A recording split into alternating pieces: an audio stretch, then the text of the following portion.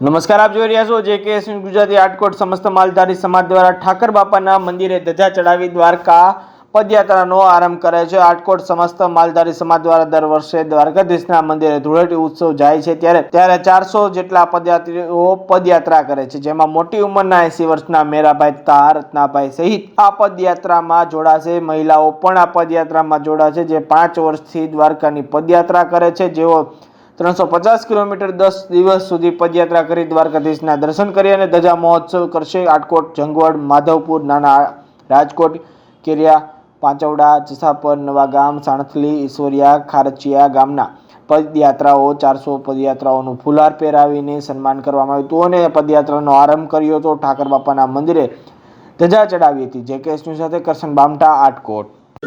આજથી પગપાળા યાત્રા સંઘ દ્વારકા બપોર પછી નીકળે છે અને આજે અમારે આજથી ધજાનું આ બીજું વર્ષ છે।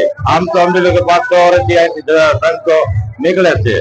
આજથી અમે જાવું દ્વારકા દેશની ધજા ચડાવીશું, પગપાળા યાત્રા છે। આજે ધજા 2 વર્ષથી છે, આમ સમજી લો કે 10 વર્ષથી જાય છે।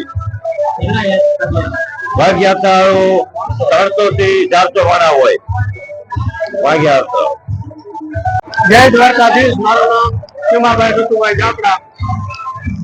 રાજકોટ થી મીનામાના ઠાકરના મંદિરે ધજા ચડાવીને દ્વારકાધીશના દર્શને પગપાળા આશરે 500 થી 600 માણસો જાય। આજુબાજુના ગામના 15-20 ગામના માણસો પણ સાથે જોડાય છે।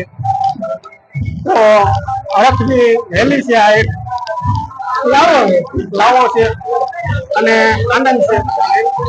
જમીને પ્રસાદી લઈને રોડે અહીંથી પગપાળા બધા ઉપર છે સંઘ સાથે।